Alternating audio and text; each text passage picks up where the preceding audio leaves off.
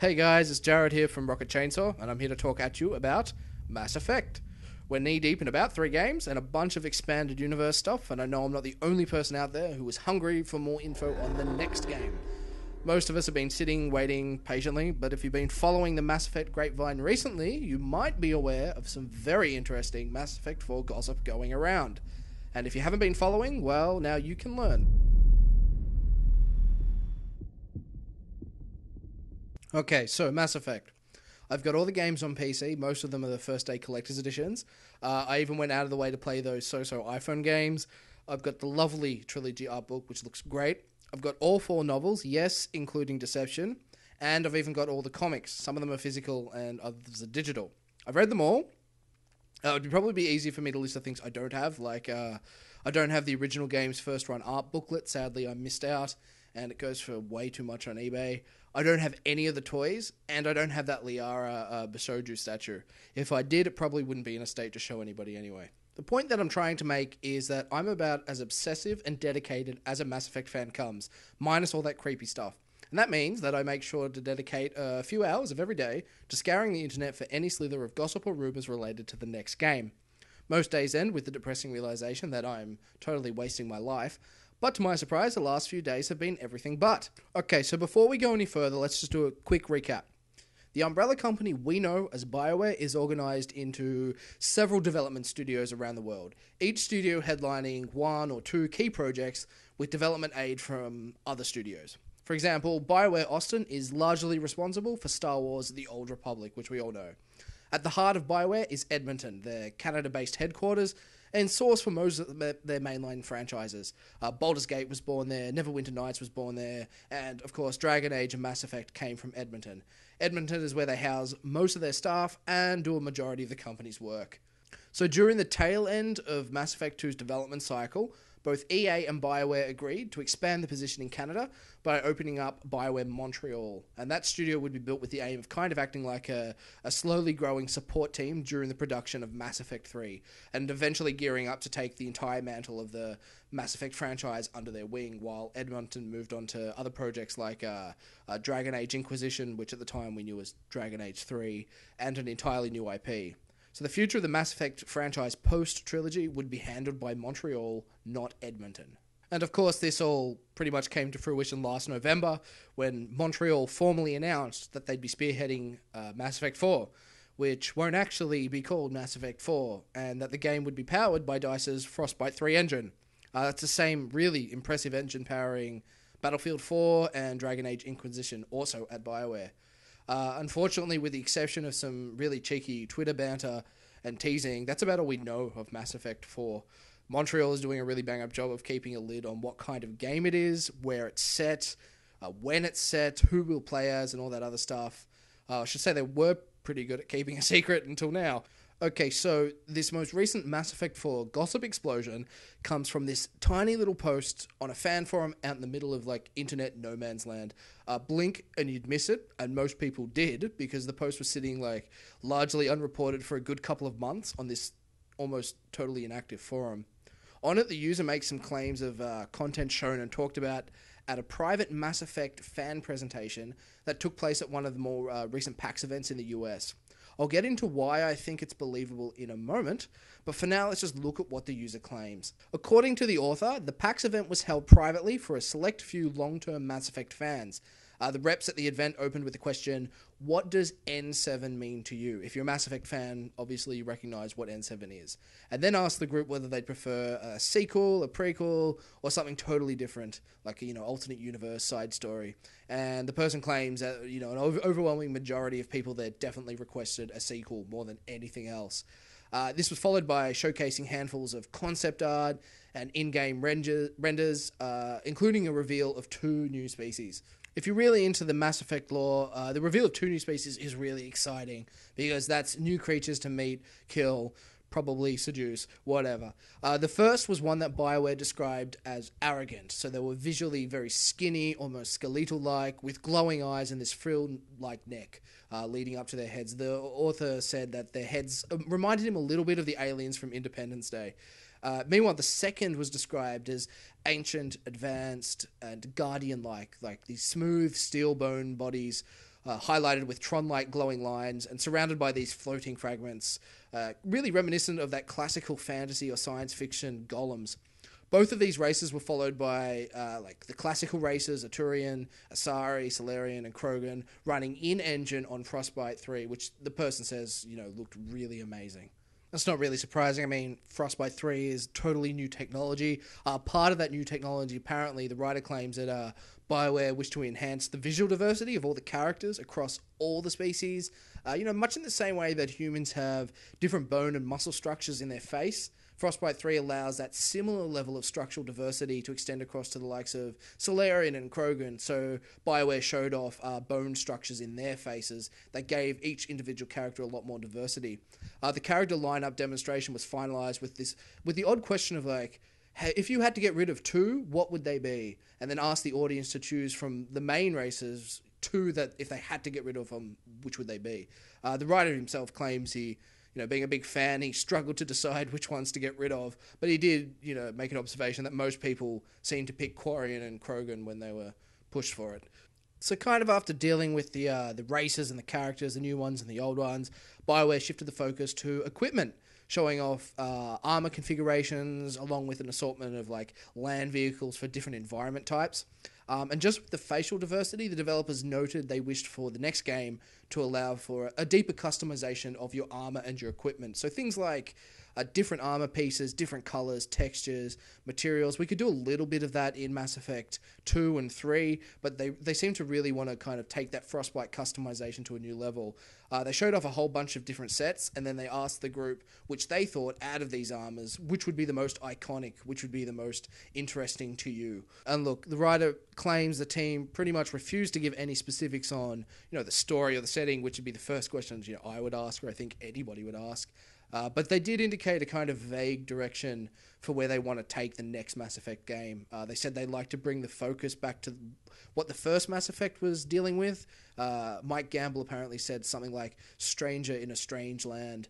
So those themes of exploration and discovery being just as important as the likes of characters and meeting people and the choices that you make and those consequences. And that was apparently it. So no matter how good or bad all of that sounds, if you're anything like me, your cynicism and skepticism would overrule any, claims of internet gossip to ensure you treat everything as pretty much rich, creamy bullshit. Give me 10 minutes and I could probably sign up to the same forum and post my own wishful thinking fantasies of what I'd like to see from the next Mass Effect game and, pass it off as this leak. My dad's uncle's grandparent, sister's brother's dog, whatever, works at BioWare and, troll anybody gullible enough to believe that kind of crap. But, in this particular instance, I actually have a bit of faith that the author might be totally legitimate. So, firstly, he or she isn't lying about the private PAX events, as odd as these private, secret shows might sound. Mike Gamble, producer of the Mass Effect series, made a call out to fans on Twitter prior to one of these PAX events, requesting interest in a private event, exactly as the author suggested. We know these small fan gatherings took place because people have mentioned them on Twitter, and aside from this apparent leak, all in attendance have been oddly quiet about what was shown. Nobody's leaked anything. And as a side, the user with the same name as the leak's author actually responded to Gamble on Twitter, thanking him, as many others did, for hosting the event. Secondly, we've got the actual content of the leak. Look, spend enough time online and it becomes pretty easy to decipher the truth from the bullshit. Or at least you can better gauge the probability of, a rumor being true. In most cases, if the leak sounds too good to be true, it is. That's pretty much a universal constant.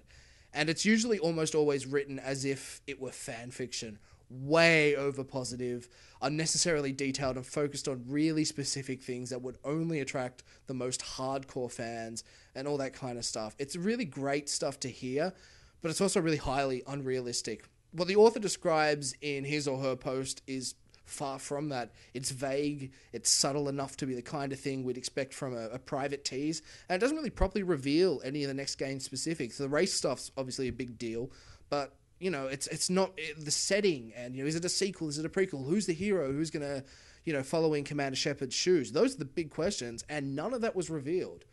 It's also really important to look at the questions that were asked, that the author claims were asked. What does N7 mean to you? Pick 2 races to exclude. What armor is most iconic? These are really odd questions to falsify because they don't support the author's leak, nor do they add any substance to what the next game might be about.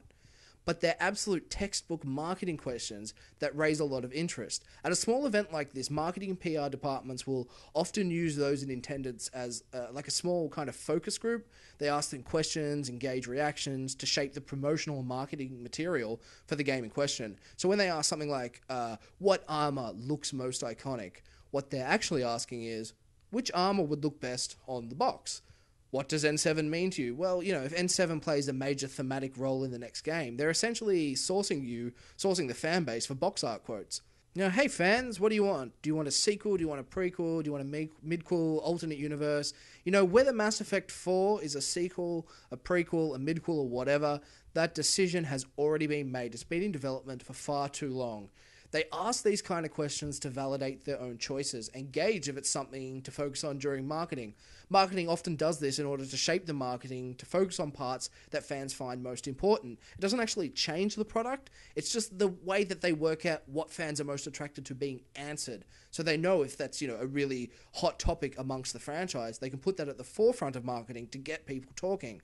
Rarely do you see these falsified leaks include questions like these, because they're not the kind of questions that people think up when they're just bullshitting.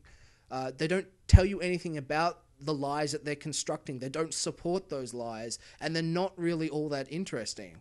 But they are questions that marketing departments frequently use and go crazy over, and at any chance they are given a sample group of fans that they can exploit to just gauge the quality of a product, they will do it if they get the chance. The final clue for me that this is all rather trustworthy is the simple fact that the post in question no longer exists. Before you doubt that this might all be grapevine nonsense, like someone told me about the post or told me what was written, I, along with many others, saw the post firsthand on the forum. It was definitely there, and it was there as of a couple of days ago. But all of a sudden, it's just completely gone, with no explanation from the admins or the user or anything else. It's just gone. Why?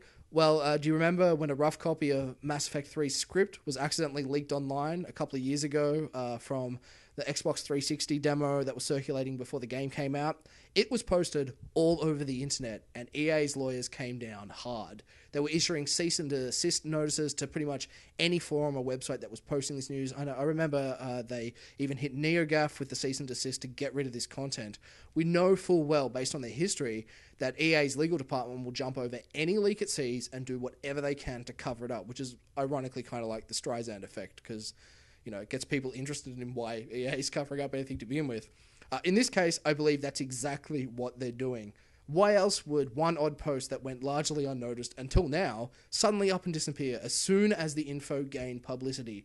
Why would the admin staff delete it, but not delete the countless other falsified leaks and rumours around the internet? Maybe this news video will disappear. I don't know. So there it is. In most cases, I would shrug all this kind of stuff off as total bullshit.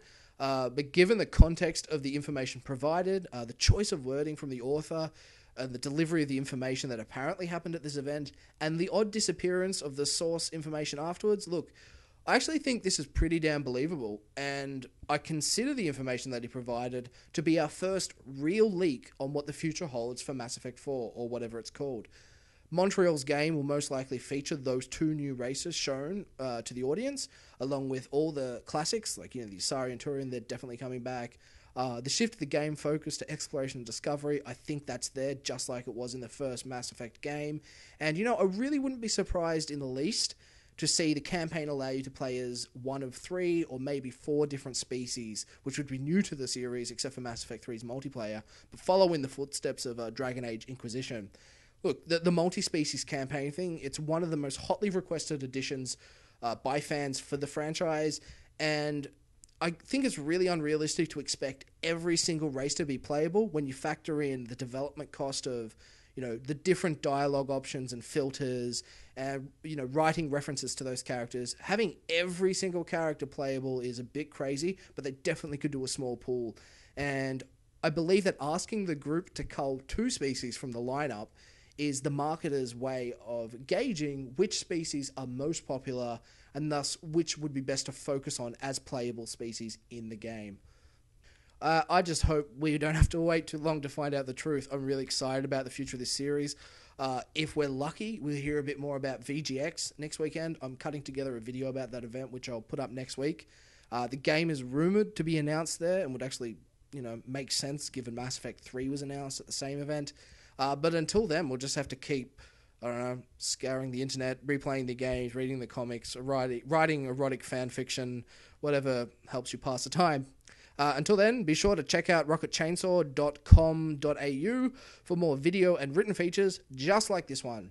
And subscribe to our Facebook, Twitter, and YouTube accounts as well. You'll get instant access to all our updates as they happen. See ya!